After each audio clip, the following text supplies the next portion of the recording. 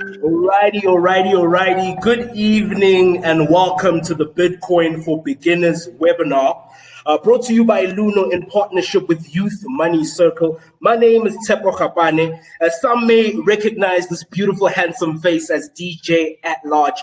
I'm going to be your host this evening. Thank you so much for coming on. I know some people are rushing from work, some have been working at home and have tuned in. Thank you guys so much. So this webinar isn't for those with a PhD in Bitcoin and cryptocurrency. So there won't be any big words, any complicated terms. We're going to keep it quite simple, but very, very fun and interesting. So I want you to think of this webinar like going to a driving school, right? So at a driving school, you've got your vehicle with the big L at the back because we're learners. We're here to learn about Bitcoin.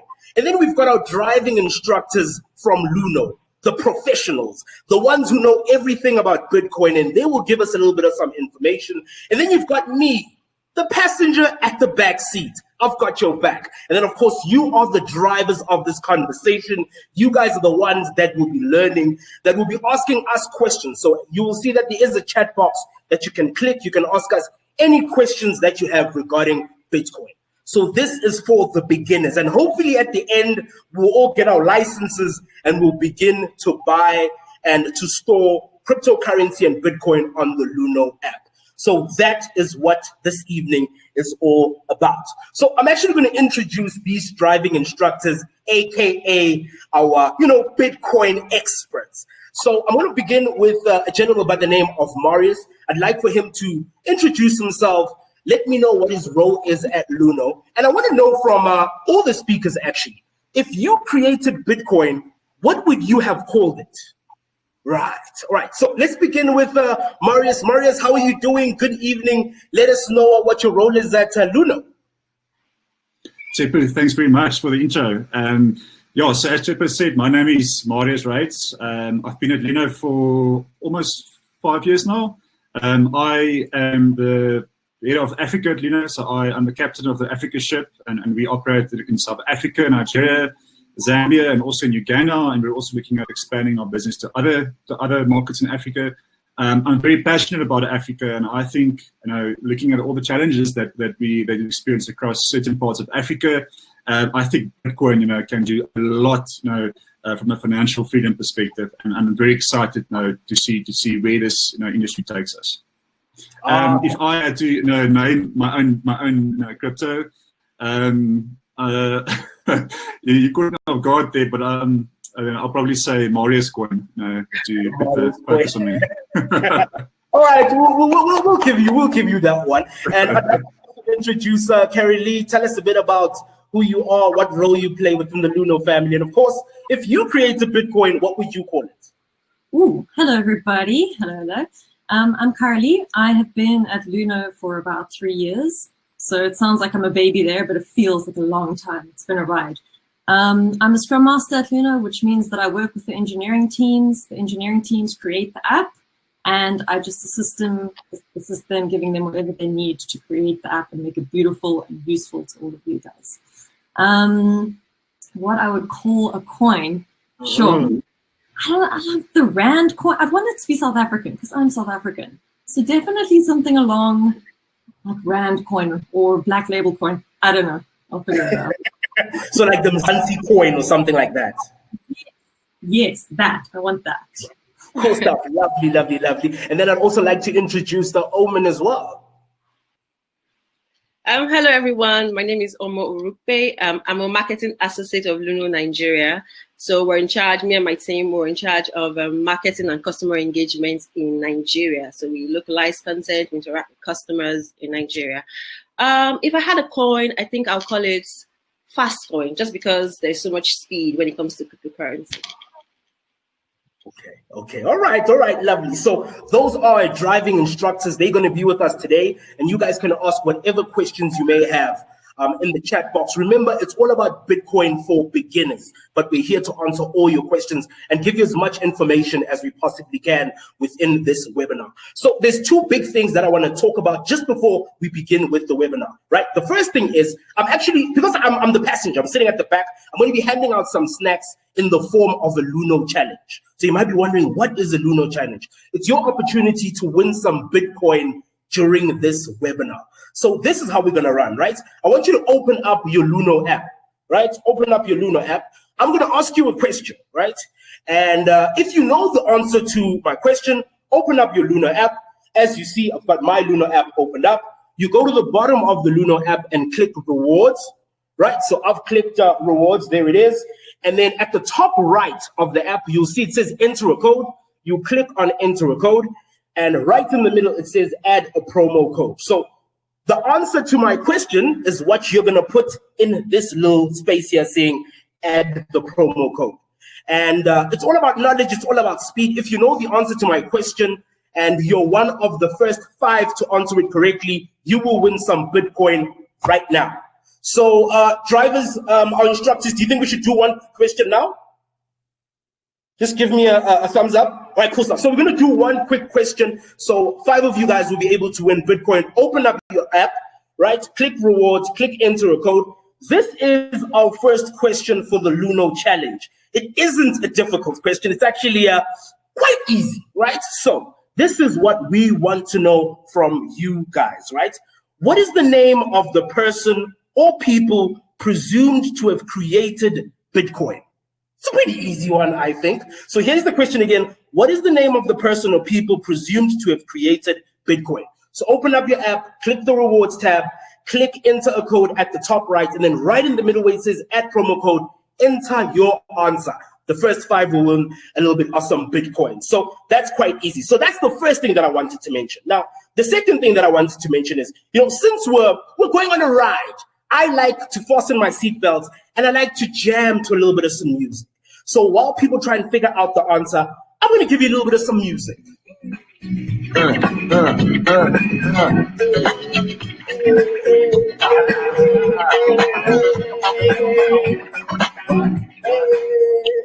don't be afraid to jam along with us. We have fun. That's what this webinar is all about.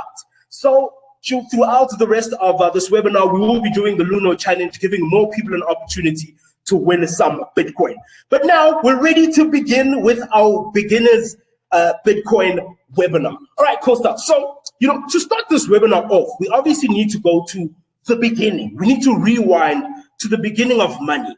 So I'd like for Marius to just give us a brief outline of the history of money and how Bitcoin then came about as well.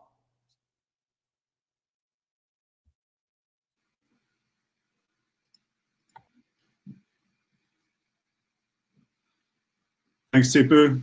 I think I will try again after my very, very poor attempt to name my own cryptocurrency to Marius Coin. That was very lame. I apologize for that. Yeah, thanks very much. I think maybe as a start, so each time this evening you hear the word Bitcoin, just try and visualize. So think digital money, think something that's digital, not physical like cash. Think something that's not issued or controlled by a government or central bank. So it's not something that gets issued by a reserve bank or central bank around the world. So it's digital. It's not issued by a government.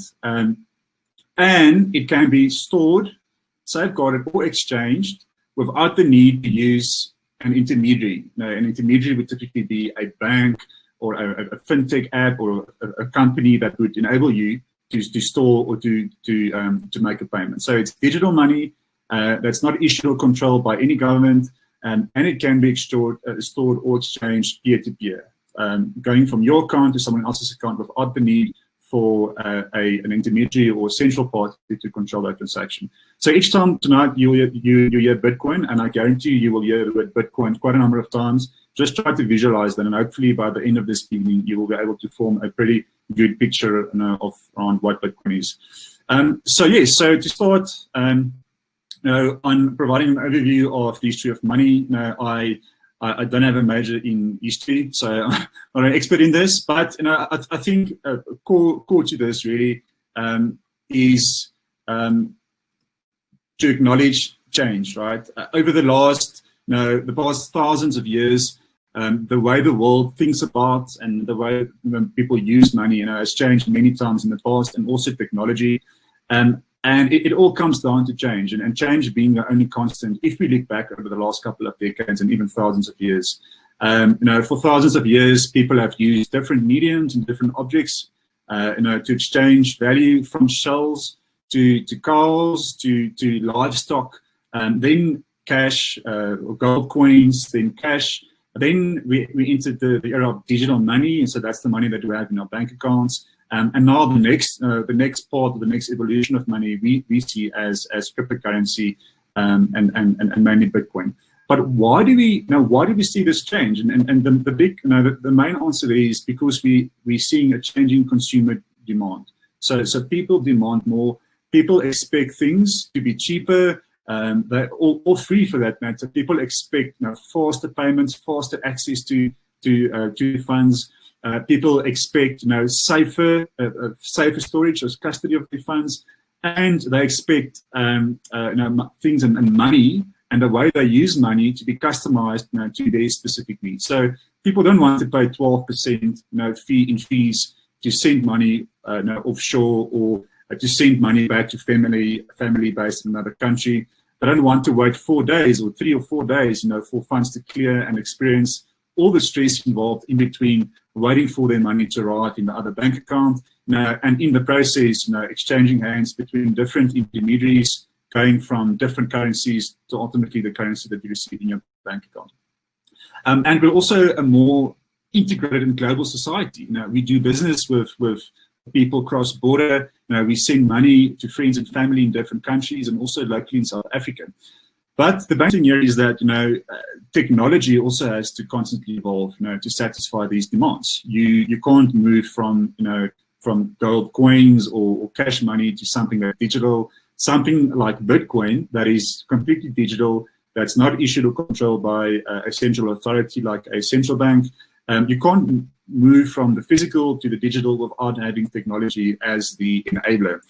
And we've seen this with the telecommunications industry, for example, where landlines first we had post, we exchanged messages via post, and then later on we got email, so it became easier, faster, and also cheaper to exchange messages. Then we went from landlines, which we used purely for just talking, no exchanging of messages, to mobile phones, and that enabled us to talk.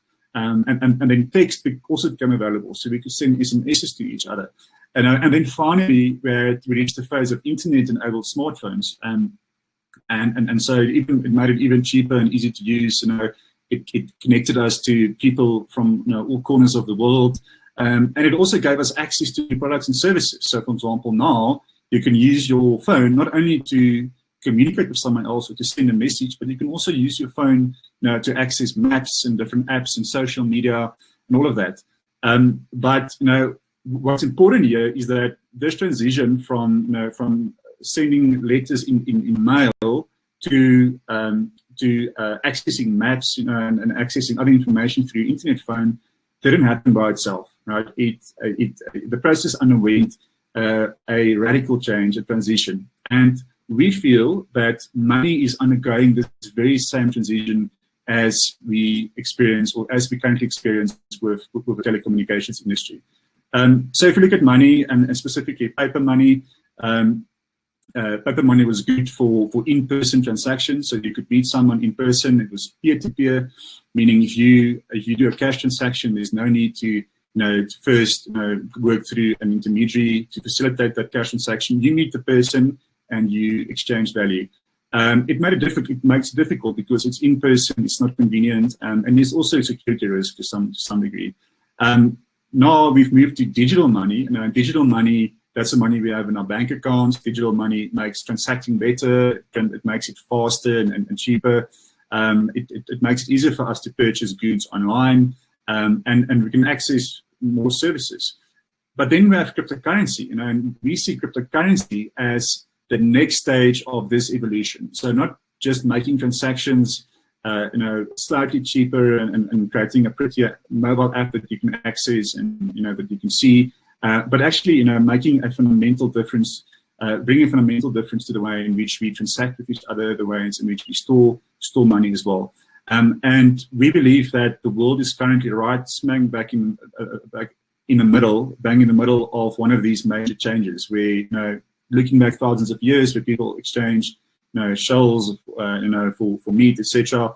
We're right in the middle of one of those changes. The only difference now really is it's happening right in front of our eyes. So to answer the question, how did Bitcoin come about? And I think going back to consumer demand, the efficiencies that people demand, typically require huge economies of scale, right? And technology plays a key role there. And in the world of money, that would equate to a single global currency, something that's open, something that's decentralized, that's not defined by borders, and that would enable us, to achieve all these efficiencies and costs, to make it faster and easier to access funds, etc. And crypto is something completely different. It came in from left field, challenged the status quo, and it's a pure disruption. So it was created as a digital cash, as I mentioned earlier, and with the main purpose of removing the third-party intermediaries that we typically require to conduct digital transfers between parties. So if you send money from the United States to someone in the UK, your money goes from US dollars through your bank, then it goes to a middle intermediary bank. They convert your money into another currency, let's say euros, and then from euros it would go back into pounds, back into your bank account in the UK. The additional intermediaries that you get from that centralized system results in more fees, it results in delays, and also results in security issues to some degree. So I think at a very high level, Bitcoin was created to remove third-party intermediaries from transactions, and that at the end of the day results in faster and cheaper transactions because you have fewer people in the middle facilitating these transactions. So Bitcoin is the first digital form of public money, and we currently have public money, and that is cash. You don't need the intermediary, but as I said, for cash transactions, you need to meet the person to exchange the cash, and it also poses a security risk. So I think at a high level, Bitcoin is changing the way in which we think about and the way in which we use money. Mobile money, especially in regions like East Africa, came around and made it much easier for people to transact, do micropayments. But it's still not peer-to-peer. It still needs to go through an intermediary, and it's not purely peer-to-peer, a peer-to-peer payment system. And it's not relying on a decentralized model that's spread across the world, and again resulting in low cost. So I think this is at a high level. Why we're seeing this change. There's a change in demand. We don't accept. It's not okay anymore to pay high fees to move money. It's not okay anymore to wait 24, 48 hours for your payments to reflect in someone else's bank account. It's not okay anymore for if a politician in one region of the world makes a public statement that the value in your wallet or the value in your purse depreciates. It's not okay anymore to accept that. So here we have an alternative store of value, an alternative way of transferring value, but it's still in its very, very early days. Bitcoin has only been around for 11 or for 12 years. And we still have a long way to go to achieve those, to achieve those network effects that I mentioned previously. And people often compare the concept of Bitcoin and how we will see growth to something that we know already.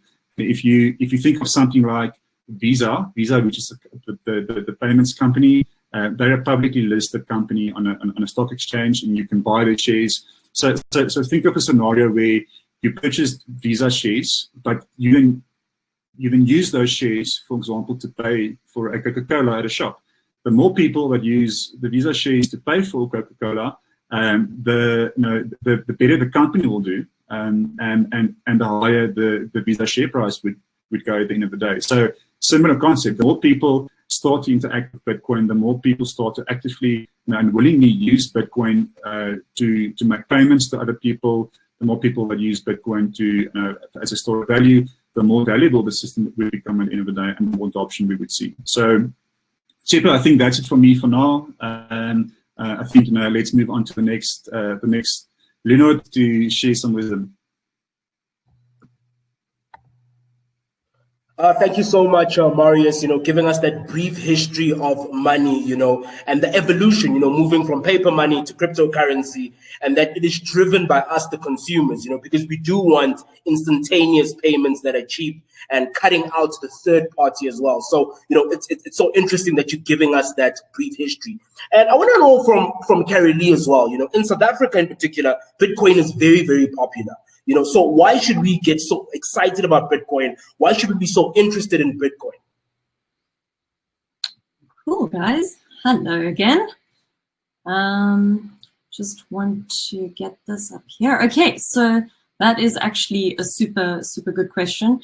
And I think that Marius has actually touched on quite a few points of these already, but I'm kind of just going to take those and put them into a couple of examples, a couple of perspectives. So unlike the money that we are used to today, the rands that we use, Bitcoin is a digital currency. It is not physical. So you don't need to be carrying paper around. You don't need coins. You don't need cards to utilize and to access your money. Bitcoin is totally weightless. It's relatively cheap and easy to store. And if the right steps are taken, it's very easy to protect, very trustworthy, very safe. And because it's digital, you can access it from anywhere in the world that has internet connection. So imagine that. You're rushing out, you need to go buy something, you've forgotten your wallet at home, all of a sudden you can't pay for anything because you've forgotten that. But if you have Bitcoin and we use it to transact, then you just got to whip out your phone, have an internet connection, and your money can be wherever you are, basically, in the world. So another thing that is really cool about Bitcoin being digital and not physical is that Bitcoin transactions are non-reversible, which means that using cryptocurrency and Bitcoin as payment method could lower fraud transactions when it comes to processing payments. This is ensured by the blockchain. I'll get into the blockchain very basically in a little bit. But basically, you can really trust Bitcoin. And it's a permissionless system. So you can send or use your Bitcoin to whoever, wherever, and whenever you want to. Another relatively unique fact about it is that there's a maximum supply of 21 million Bitcoins. Not all of them have been mined or are in circulation yet. But basically, the fact that there is a limited amount of Bitcoin creates a demand, which gives cryptocurrency and Bitcoin value. So imagine this, right? Your favorite actor is selling some special swag. They've got a t-shirt out, limited edition. There's only 5 of them in the world. And more people want to buy them. So the more people want to get their hands on that limited edition swag, the more value there is in those t-shirts, the more the price of those t-shirts might increase. So there is value in cryptocurrency and in Bitcoin because it has that limited supply of 21 million, which eventually will all be in circulation. Another thing that Bitcoin solves is microtransactions. So you can see on the screen there, the amount that one Bitcoin can be divided into, 0 point many, many zeros, and then a 1. So this kind of solves this online problem of being able to do microtransactions. So as an example, if you are walking on the streets of South Africa right now and you see a band performing, they're playing lovely jazz music, it's amazing. You can drop a few coins into the hat, it's relatively easy. But at the moment, online, it is sometimes a lot more difficult to make these micro and small transactions because of various limitations that your money has online. So at the moment, that number that you see on the screen is worth more or less 0.02 cents, I believe. So you can actually transact at a cent level with cryptocurrency if you wanted to. So if you wanted to make like a funny video or a blog and you wanted people to pay very small amounts of money for that, to access it or to read it, you could do that. So it solves the problem of microtransactions online, also because it's digital. And then here's the tricky one, and a lot of people are very fascinated about this part, and that is the blockchain. So behind cryptocurrencies, behind Bitcoin, is a technology called the blockchain that makes it work, makes it run. It processes the transactions. It allows people to send and receive cryptocurrency. And it also creates the process of mining Bitcoin, which we'll get a little bit into later. So this technology, the blockchain, ensures that Bitcoin can't be faked. You can't make fake Bitcoin. You can't send fake Bitcoin, which is cool, because at the moment in the world, that does happen with fiat currencies. People can forge those. So it lowers the risk of fraudulent payments, as I said earlier. If you send Bitcoin or expect to receive Bitcoin and the blockchain processes that transaction, then you can be 100% sure that you will get your Bitcoin. That is not always the case with the currencies that we have in the world at the moment. So in that way, cryptocurrency and Bitcoin is actually really cool to use. It also can't be reversed because the blockchain and the technology that Bitcoin runs on stops that from happening. So that's some of the cool features and the reason that you should be interested in it. There are many, many more, which I won't go into at the moment, but if you are curious about it, you can hit up Google and or some Luno blogs. They'll definitely tell you about it. And yeah, the next part I'm going to go on to is to tell you why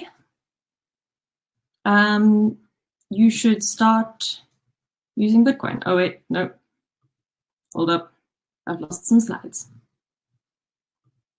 Ha, there we go. Cool, so some of the best features about Bitcoin, and Marius also touched on this, but I'm just going to kind of reiterate it. So one of the things that excites me personally about using Bitcoin the most is that it's a global currency, which means that you can send your Bitcoin, your money, to any person anywhere in the world. And you can also receive money, Bitcoin, from any person anywhere in the world. So currently, if you try to do that, for example, with Rands or Naira, Marius explained this, it's a very long and it can be a very expensive process. There's always like a little glitch to it. It doesn't work quite nicely. So for example, if you wanted to send money to your family member, but they're born or their birthday happens to fall on a Saturday or a Sunday, oftentimes you can't send them the money on the Saturday or Sunday because banks are closed.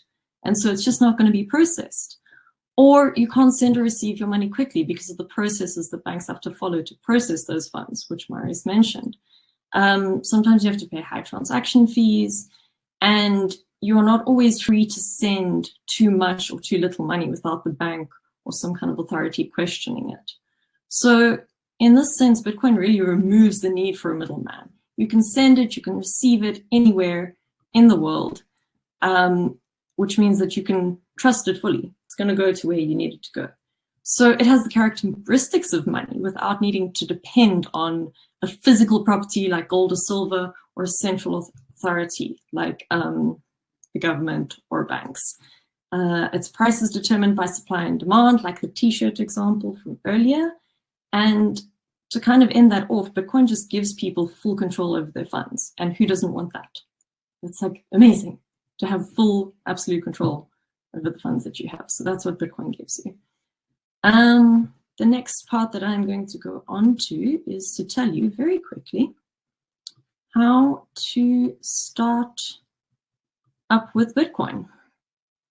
It's very quiet. I'm very curious in the chat. Not that I'm looking at the chat right now, but I'm super, super curious. How many of you guys out there have bought Bitcoin so far? What are you guys using for it? Super curious about that. So hit us up. But cool. So if you haven't bought Bitcoin so far, this is how you do it. There's 3 ways that you can acquire Bitcoin. You can earn it. So if you sell a service or a product, or you're doing something really cool, you can ask for Bitcoin in exchange for that.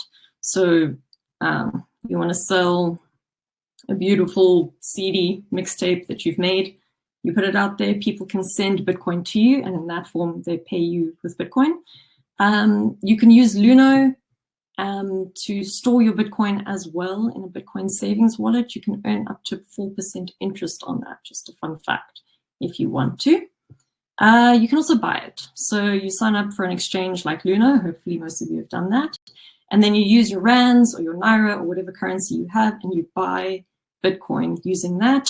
You can use the instant buy and sell feature or the exchange if you know how to use the exchange. Another way to acquire Bitcoin is to mine it.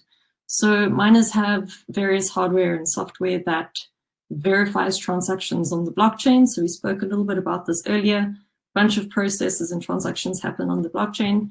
The miners assist in that, and then they get a Bitcoin reward for it. So if they are successful in processing transactions, then they get a little bit of Bitcoin. But if this was something that you were interested in, I would highly suggest that you go and look and research if it's a viable solution for you. It's not always too easy, and it does require very specific equipment, so it's not the most straightforward way of acquiring Bitcoin. Cool, so now we're going to take a look with what you can do with Bitcoin today. I'm going to call Oman back on because she is going to help me with the slide. I'm going to tell you about the first 3 parts, and then Oman will hopefully tell us about payment and early days. There's an experience that she had. Cool. So what can you do with Bitcoin?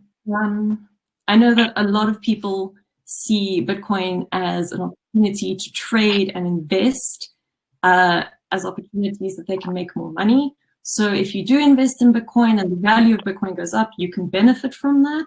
Trading, on the other hand, allows you to buy Bitcoin, sometimes at a lower cost. And if you trade in cryptocurrency or Bitcoin, you have more control over how much you want to buy and at what price. Again, that being said, if you do want to invest in Bitcoin or you want to trade Bitcoin, you need to do a lot of your own research first. It's not always too straightforward.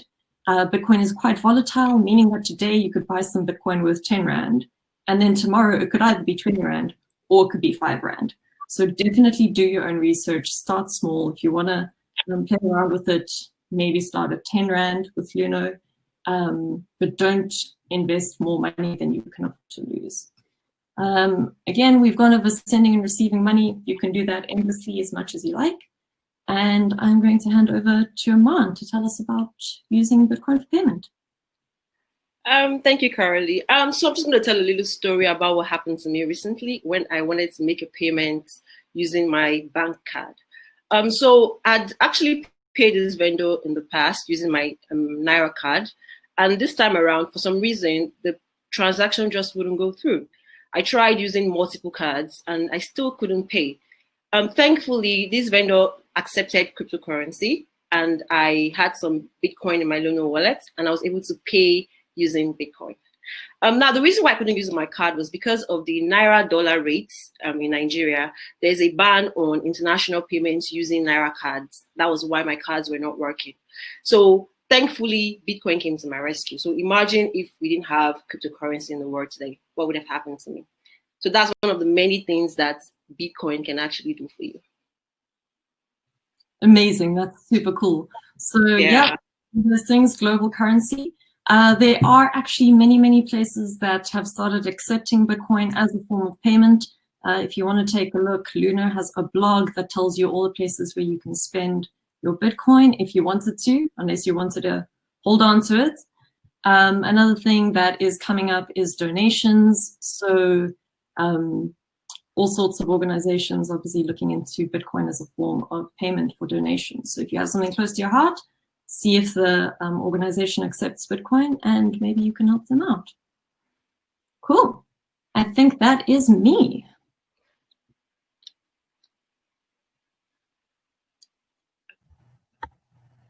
Super. Thank you so much, Carolee and Oman, just giving us the unique characteristics of Bitcoin and, just explaining as to why we should get so excited about Bitcoin. From you, Oman, I just wanted to know, in Nigeria, is there as much excitement and interest as there is in South Africa in terms of Bitcoin and cryptocurrency as a whole? Of course. I mean, everyone is excited to know about Bitcoin, especially now with the new price hike. Everybody wants to get into the whole bandwagon. So cryptocurrency is trending. If you go on Twitter, even on Google search, cryptocurrency is like one of the most search on Google in Nigeria, right? So it's something everybody's really interested in. Fantastic. And I mean, as our instructors, our panelists have explained, it's a form of investing, you can send and receive money, you can do some trading, and now we're in the early days of being able to make payments and to also make donations as well. And so that sort of moves away from the idea that Bitcoin is just for investing. You can actually transact with it. So thank you so much to our two instructors, our panelists, telling us a little bit more about why we should get excited about Bitcoin and how we can, of course, get involved in it. So it's time again for another Luno challenge.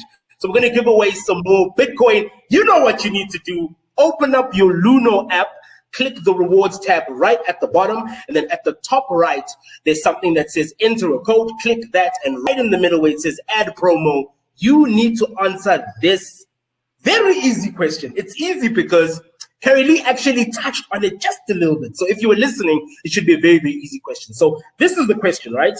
Bitcoin is powered by a revolutionary, decentralized electronic database or distributed ledger that stores all transaction details within the Bitcoin network. What is this called? Right? So I'm going to say it again. Right? Bitcoin is powered by a revolutionary, decentralized electronic database or distributed ledger that stores all transaction details within the Bitcoin network. What is this called? So this is about knowledge. This is about speed. The first 5 people to enter the right answer will win some Bitcoin. So open up your Luno app. So while people are trying to figure out what the answer is, you know how I am. I'm sitting at the back. I'm the passenger, and I love to play some good music.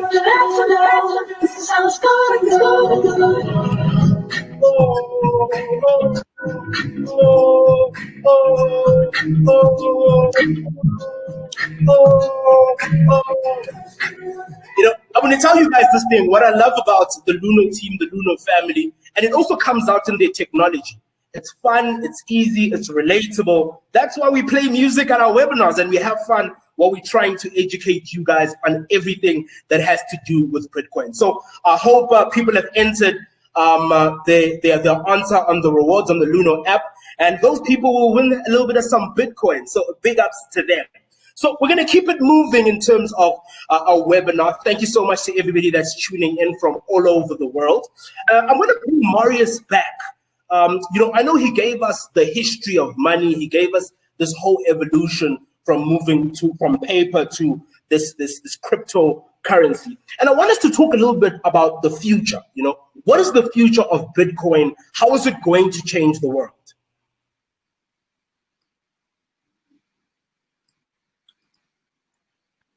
Thanks very much. Yeah, so obviously, you know, up until now, most people, when they hear Bitcoin or when they talk about Bitcoin with their friends, they think about the price and then they also think about investment. But up until now, most people have been speculating with Bitcoin and other cryptocurrencies, but that's not the only use case, as Caroline mentioned. And unfortunately, the speculating and investment side, if that's the reason why you buy Bitcoin, is also very risky because the price is volatile. It can go up and down. The price isn't guaranteed to only go up. The price can and will also go down. And so when you decide to put in some of your hard-earned money, you know, do so after you've paid all your other expenses. You've paid your children's school fees, and start small. I think that's the best way to go about it. And the more knowledge you gain, and accumulate, the more comfortable you will get. I think, if we look at the ways in which people currently use money, people typically use money for storing. So they use money to store a value. They use money to invest or save. They use money to transact. So paying for goods and services. Paying, sending money to friends and family. And they also borrow through the current financial system. So we think that this won't change. There will still be a need to. For people to find a place to store their money. People will still have to invest. People will still have to transact. That will always be there. And people will still have to borrow because, for most people, the only way in which you can, buy a home or you can buy a car, you can buy, you can move forward to start a business is by borrowing money. So we think now that this won't really change, but crypto will enable people to do all of these things over the next 10, 20 years. And it's not going to happen at this point. It's not going to happen instantaneously. Crypto isn't the magic pill at this point, but it has the potential over time to do all of these things better. And so right now, we're really still at the beginning. Bitcoin has been around for 11, 12 years, but only really since 2017, 2016 did most people find out about Bitcoin. But so I think we still have a very long way, to go in terms of understanding what it really is, understanding how to interact with it, understanding how to earn it, how to buy it, how to mine it, that sort of thing, and also to understand the risks. I think that's very important. Now, if you look at the internet took 20 to 30 years to really scale up and provide benefits to people across the globe.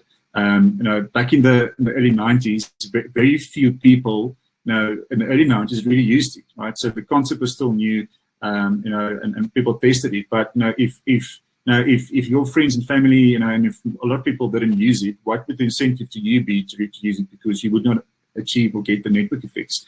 So we're still at that point with Bitcoin. Now we're seeing more people getting interested, more people buying Bitcoin. Whether it's to test doing a payment, whether it's to invest and maybe to diversify their portfolio if they have a risk appetite. Many people start to enter the market, but we don't have enough people at this stage to really get those network effects. So that's why sessions like this is super important, because the more people we introduce to crypto and the more people that understand it, I think the more people will at the end of the day start using it. But from a next steps perspective, I think, I mentioned this previously, I think there's a big opportunity, especially in Africa, and also in emerging markets at large. Let me just move the slides. Especially in emerging markets. And so up until now, most people have been using cryptocurrencies mainly for investment or speculation. But this really isn't that true for Africa. So many countries across Africa, many consumers across Africa, experiencing challenges, turn to cryptocurrency to overcome a problem. And Africa also, people tend to become a bit more creative with the ways in which they use their money, and that is because they have to overcome certain challenges, right? I think firstly, costly payments. So I referred earlier to the cost associated with transferring money between different markets through money remittance services. They play a very important role. But at the end of the day, these intermediaries and these platforms, over a very long period of time, if you add up all the fees that you pay over a 5-10-year period, it becomes very, very expensive to transfer value. And so as I said, Africa faces a couple of unique challenges. For example, poor financial infrastructure, financial service companies not being able to reach the rural areas in certain countries across Africa, making it very difficult for people to access banking services and to move money around. So at the end of the day, when people find value in using something compared to what they've been using, so whether it's a local currency, whether they've been using something else to exchange value or to barter, when people find value in using cryptocurrencies for exactly the same thing, whether it's whether you're a farmer and you need to receive payment for goods that you export across border, etc., whether you need to pay for school fees, or whether you're in a market where you earn negative interest, where you have to pay the bank to store your hard-earned savings there. People tend to be creative and find ways in which they can overcome that. And we've experienced that across Africa over the last year or so, especially in markets like Nigeria, where we've seen a lot of organic and grassroots level growth, where people have started to use this, right? And so we think that trend will continue over the next year. People will find value in using it, and not at a large scale, but each month and each year, more people will become familiar with it. More people will start to use it willingly.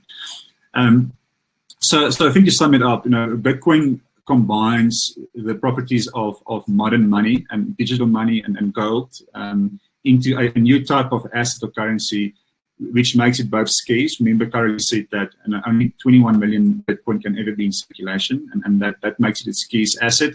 If you compare that to fiat currencies like the US dollar, for example, central banks can print additional units of currency at will, and over time increase the overall supply of currency in the market. And history, showed us that over time the introduction of additional currency into the market can lead to inflation. So that scarcity of Bitcoin, the fact that there can only ever be 21 million Bitcoin in circulation, with the fact that it's digital, the fact that there's no centralized center of control makes it very attractive to people, and that's why people, especially over the last couple of years, have been buying it.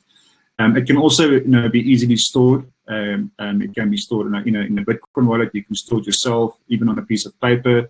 But you can also store it on an application like Luno to make it easy, to make it more easy for you.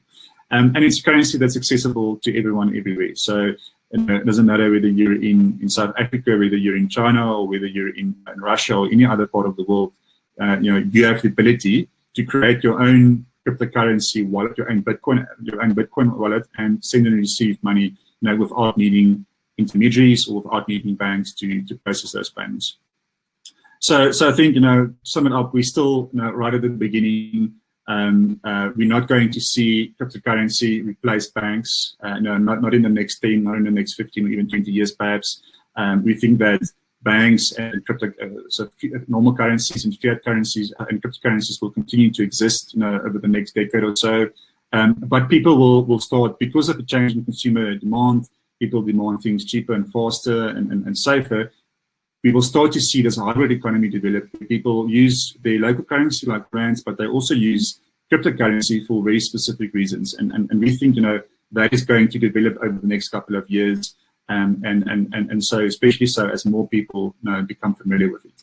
So, so we are very, very excited about being in this market, and we look forward to what 2021 has in store for us to take this to the next level. Thanks, Tshepo. Thank you so much, Marius. Just painting a picture of what the future looks like. And I think it's also interesting that, the South African government is also starting to take an interest in cryptocurrency, and organizations and businesses are also now looking to use it as a payment method for customers who want to buy goods and services and so forth. So thank you so much for painting that picture of what the future looks like. Oman, I just want to know something from you. In South Africa, we've got this issue of scams, so we've got scammers who use Bitcoin as a cover. So a simple example would be somebody who says, you can invest 10,000 Rand in Bitcoin and tomorrow it'll double to 20,000 Rand and you will be very, very rich. You become a millionaire overnight. We know it's not true, but people are using Bitcoin and cryptocurrency as that cover.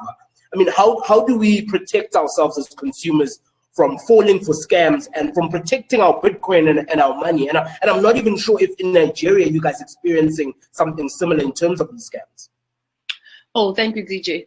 So the truth is, Bitcoin is attractive to everyone right now. There is value in it.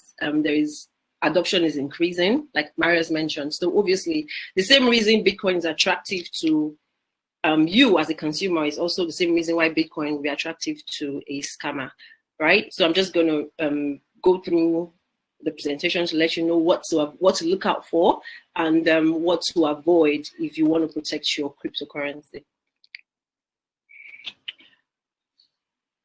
Right. Okay. So one thing you should do if you want to protect your cryptocurrency is to ensure that your username and password you do not share with anyone, and that is private information for you and should remain private at all times. Your username and your password is very vital and should be kept by you, not to be shared with anyone.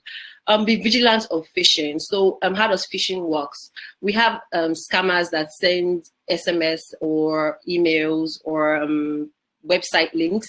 They're disguised as reputable organizations, to be honest, and they send you these emails requesting for some vital information, maybe like your username, your password, or your credit card number. And if you put this information in these links, these scammers have access to vital information that can be used to defraud you. So to avoid all of this, you should be wary of links that you get from suspicious channels. So if you get any link that you get that doesn't seem like that seems suspicious to you, do not click on those links. And also on multiple channels, try to have unique passwords to various platforms that you're on. So for example, do not have one password for your email and the same password you use for your Luno account, right? So try to have unique password and usernames for various platforms that you're on. Another thing is to watch out for scammers. There are a lot of scams, online scams. There is Bitcoin Ponzi scheme. There are social media scams. There are Bitcoin mining scams. There are lots. But one unique characteristics about these scams is that there is the promise of quick returns. There is the promise that your cryptocurrency cannot be lost. There is no information is known about the CEOs or the organizers of these organizations or platforms. Not much information is known about these people. So these are like very common characteristics about scammers. So to protect yourself, make sure you do due diligence. Always research on organizations or platforms that you want to invest in or buy cryptocurrency from. Always make sure that any platform that is promising you quick return is most probably a scam. Luno, for example, we don't have agents. We don't have agents that trade or buy or sell for you. We encourage you to buy and sell or invest in cryptocurrency yourself, and that's why we do these workshops, these teaching and training workshops, to ensure that you have the vital information that you need to be in this space. On Luno, we have some safety features, and one of them is 2FA. 2FA is two-factor authenticator. It's just an extra layer of security on your Luno account. So how this works is you have your username and your password, and then 2FA helps you generate 6-digit codes that you use to gain access into your account. So if you go on App Store or on Play Store, you can either download Google Authenticator or OTI. And with this, either of these two, you can generate a 6-digit password that you can add as an extra layer of security before anyone can gain access into your Luno account. We encourage customers to disable send. And the reason is because for you to enable send, for send to be activated on your account, it requires a 24-hour period. And the reason is just that if for some reason you're not the one that is authorizing that send on your account, you have enough time to alert us or to put a temporary lock on your account to ensure that your cryptocurrency is safe. Also, transaction PIN code is a 4-digit PIN code that you use to either for every transaction you're doing on the platform, you are required to put a 4-digit PIN code. The PIN code should only be known to you. All these are just measures to ensure that your cryptocurrency is safe. So to be honest, there are a lot of scams out there, right? You have to honestly take extra. We ensure that our customers are protected, but you as a customer need to take extra measures to ensure that your cryptocurrency is protected as well. So if something looks very fishy to you, do not invest in it. If any investor is promising you quick returns on your investment or promising you that there's that eagerness, there's that push for you to actually put money into a platform, there are very good tendencies that is a fraudulent platform. Always do your research. Always transact, buy or sell on reputable organizations. Luno, for example, is a reputable organization. You should always do your research. I cannot overemphasize this. Always make sure you know where you're putting your money in. Thank you. Over to you, DJ. Thank you so much. What you're saying is so important. I always feel like anything that requires your money requires your research, because sometimes we're very quick to part with our money and we don't ask the right questions. So thank you so much for highlighting some of the safety features that are actually on Luno, but generally what you should be looking out for. So thank you so much to our panelists for giving us so much information, from a brief history of money to giving us the future of Bitcoin, to touching on some of the characteristics of Bitcoin and cryptocurrency and why we should get so excited. So this is now an opportunity for you, the participants, to ask whatever questions that you may have in relation to Bitcoin. So click onto our chat box and ask any question that you may have in terms of Bitcoin so that we can give you a little bit more of some information, because this is all about you guys. It's all about you guys who have questions, who have things that you want to ask. So definitely do send all of your questions. I don't know if Marius, Oman, and Carrie Lee, are you guys ready for some questions? Give me a thumbs up. All right, cool stuff. So the first question that we have is from Mesh. Mesh says, can you give all the steps from depositing the money into your Luno account until opening a Luno wallet? So this is, for instance, a person who was joining us today and they're saying, cool, I'm interested, I want to get involved with cryptocurrency. I've just downloaded the Luno app. Take me along that process. I don't know who wants to answer this first. Carly, do you want to give it a go? Sure. Fill me in if I'm missing any steps. Cool. So that was Mesh, right? Hi. First steps obviously is to sign up with a Luno account. So hopefully you've already done that. But if you haven't, head over either to our website or download our app and fill in your details. We give you kind of a step-by-step guide on what we need from you in order for you to sign up with Luno, so you won't get lost along the way. It's very thorough.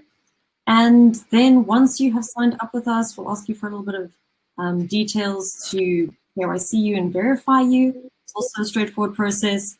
But at that point, you can deposit your money with us. It's very simple, very easy flow to follow. You will find the deposit button in the app or again on the website. And you can select how much money you would like to deposit at Luno. We will give you a code that you need to use when you're depositing your money so that we can know that it is you who has deposited your money. All of this is also explained quite thoroughly.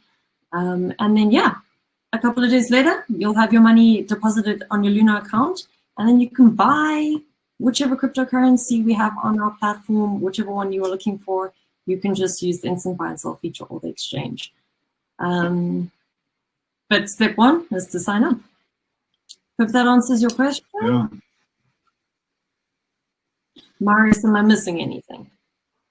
Yeah, maybe, if we compare the process to something that people maybe really do. So if you buy shares, so listed companies, so let's say you buy, Standard Bank or Sasol shares for that matter, you typically have to buy those shares through a platform. So whether it's through your bank, now many banks offer these share or brokerage services, or whether it's platforms like these equities, for example. Now you have to open your account first. You have to KYC. So same process as when you open a bank account. You provide us with your name, your surname, your email address, your ID number. We verify the information, and once that's verified, you're ready to go.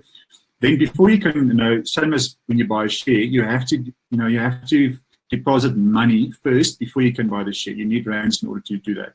So as Carly explained, you can then use it, deposit money on Luno from your bank account. So you do a normal EFT. You can also use PayU to deposit funds, and as soon as the money reflects on your Luno account, you can then buy Bitcoin. So just to answer the question as well, you don't have to create a Luno wallet or Luno account. It's the same thing. Once you open up the Luno account and you verify your information, then you have a Luno wallet by default, and you can deposit rands and you can then buy and sell Bitcoin. And you then also have the option to then cash out again. So if you're speculating and you want to buy and sell, and then withdraw the cash, you need the cash to pay expenses, then you can sell your Bitcoin for rands and you can withdraw the rand back to your own bank account again.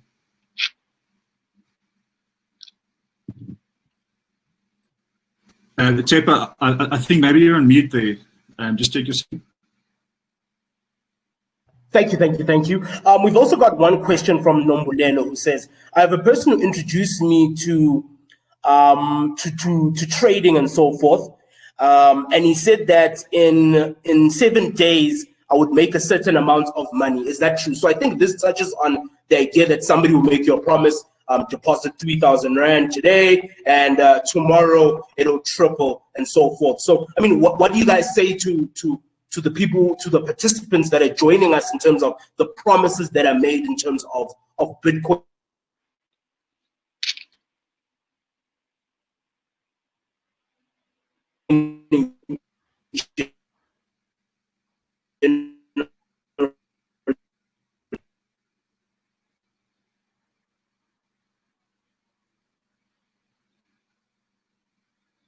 Amma, do you want to answer that question? Yeah, sure.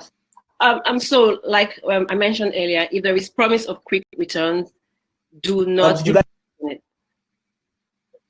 Okay? If there is a promise of quick returns, do not invest in it. So the best I can say is do your research and buy or trade whatever you want to, however you want to use cryptocurrency. If you want to trade, do it yourself.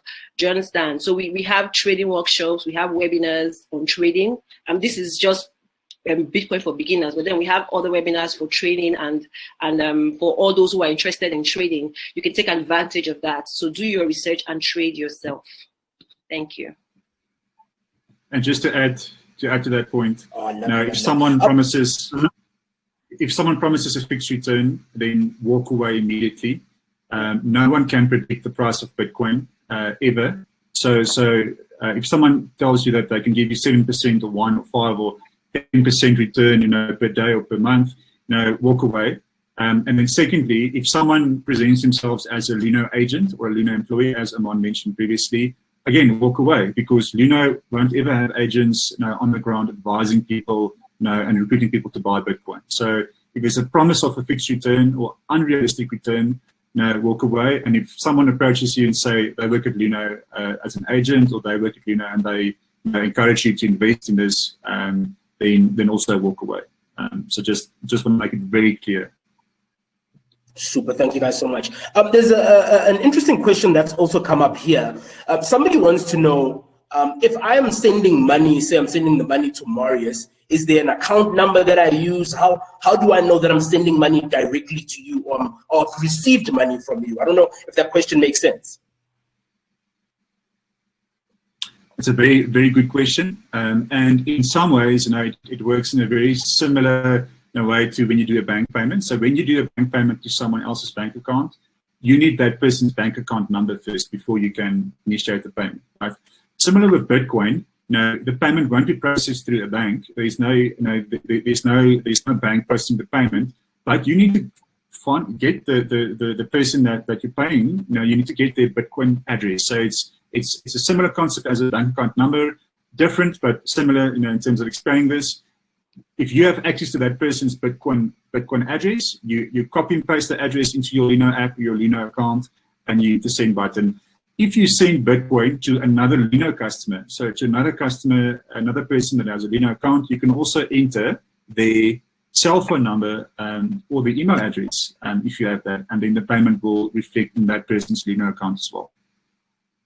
Did I miss anything, Caroline? No, absolutely not. You explained that perfectly. Inversely, I just add, if you are wanting to receive Bitcoin, that's fun, right? You just want to receive Bitcoin.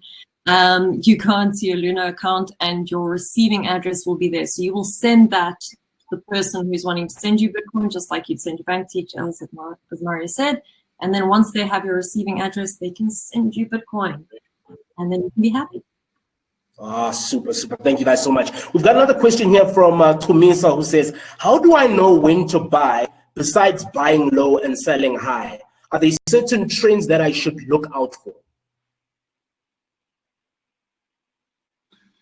Yeah, that's a very good question as well. And I think if we had the answer to that, we'd all be very wealthy people, if we knew exactly when to buy and sell. So I think that's the trick. And so, there's this saying, if you want to buy Bitcoin for an investment purpose and you have a long-term view, then people also apply this to when you buy shares, when you buy other types of financial products. It's not about timing of the market; it's about time in the market. So again, if you have the risk appetite and you have a long-term view of the Bitcoin of Bitcoin, you think the price will go up.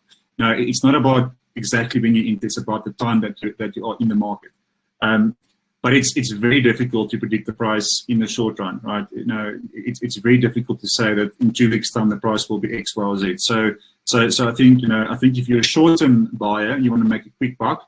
Then there is a real risk, that the price can also go down, and it's very risky. So you should be aware of that as well.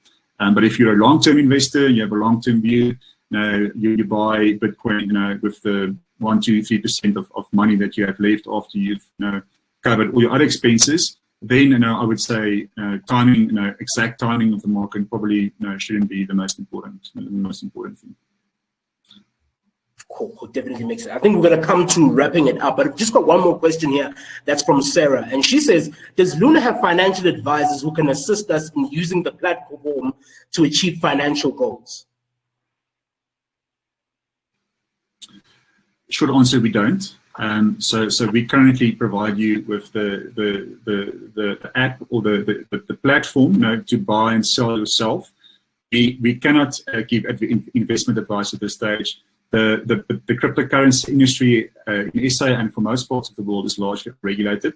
And so as it is currently, Bitcoin isn't a financial product. So we are not allowed to give financial advice and to tell you, when to buy, how much to buy, and so for this time still, Luno provides you with the tools, with the vehicle, but you're the driver and you need to make your own decisions, before investing. But I think, if you have to look at your total, financial situation. If you can't afford to take on additional risk, then this probably wouldn't be for you.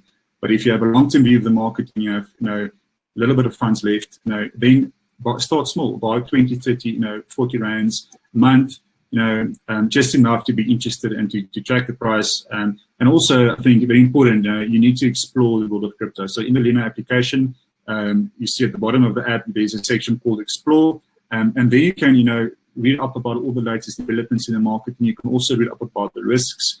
And we even explain, have in-depth explainers there on how to identify scams, etc. So, if you haven't purchased crypto yet, you haven't installed the app, and you haven't purchased crypto yet, then don't invest a large amount. Start small, 20, 30 rands, and learn first before you decide to invest more. Cool stuff. So before we shut down the webinar, we've still got one more Luno challenge question. So to all our participants, to all our drivers, open up your Luno app real quickly, click the rewards tab right at the bottom. At the top right, click enter code, and then answer this question where it says enter code, right? So this is the question. Luno is backed by one of the world's leading investors. What is the name of this company? So here's the question again. Luno is backed by one of the world's leading investors. What is the name of this company? So it's all about knowledge. It's all about speed. And of course, giving you an opportunity to win some Bitcoin. So before we shut down our webinar, I want to just get some closing words from each of our speakers in terms of, if I've been listening, for the last hour, I've been taking in all this knowledge, all this information. What is the main takeaway that I should get? And also sharing a little bit about your experience in terms of cryptocurrency. So I think we can start with you, Carrie Lee. Whew, getting me right in there, hey? So my experience, I'm going to start there with cryptocurrency, mainly came from working at Luno. It's an incredible company. Be curious about Bitcoin. It was super worth it to explore it and to see what's going to happen, what's going to do in the world. So, super. And Oman, what words do you have for us to take away, with love from Nigeria? Yeah, thank you. It can be a bit overwhelming, especially for a first-time user. So if you're new to cryptocurrency, all this may be a bit too much. I get it, right? So it's okay to start small. Do your research. Just take it bit by bit. Don't be in a hurry. Try to learn, and eventually you get the hang of it, because this is the place to be right now. Lovely. And from you, Maria, some closing words? Cool, thanks very much. An important role in the future of money, and will be right in the center of the evolution of money. So as we said, people used very different things in the past, hundreds, thousands of years as money, and we're currently in that change again. This is not a message to say Bitcoin is the next big thing, and it's hot topic, so you have to buy unless you miss out. We still right at the beginning. As Kari said, be curious and read up about Bitcoin. Don't go and start by investing. Being interested in something, and so never starts with investing your money. So putting your money there, right? It starts by being curious, installing, maybe the application, playing around with it, talking to your friends and family, reading up about it, and then from there you can take the next step. But it's certainly a very exciting technology. It's something that we're very passionate about, obviously, and we are very excited to continue, to build the Luno app and the experience, and to see how this can impact people in their daily lives. So. Oh, lovely, lovely, lovely. Thank you guys so much, Marius. Thank you so much, Curly. Thank you so much, Omen, all the way from Nigeria, showing us some love. I absolutely love what we've done today. Luno as the leading global cryptocurrency exchange with over 5 million customers across 40 countries, giving people an opportunity to actually learn and to understand. One of the most important things that I've learned is that you need to invest in things that you understand. And once you understand what you're investing in, you run away from scams, you run away from not knowing what exactly your money is doing. So invest in things that you understand. But Bitcoin and cryptocurrency isn't only about investing, it's about transacting, it's about changing the way in which we move money around the world. So thank you so much to all our participants. Thank you so much to our driving instructors. I was sitting in the back seat, but I learned so much. And of course, one thing that you should definitely do is go onto the Luno website. There is a learning portal where you can learn so much. You can learn about the basics of Bitcoin. All your big and small questions can be answered there as well. And of course, follow Luno on social media as well. There will be more webinars. There will be more information because, of course, this is a company that is growing and making so many strides and changes. So to everybody that tuned in, thank you so much. We will be seeing you guys very, very soon. And of course, I'll be closing it out with more music. So as we say goodbye, please do jam with me as well.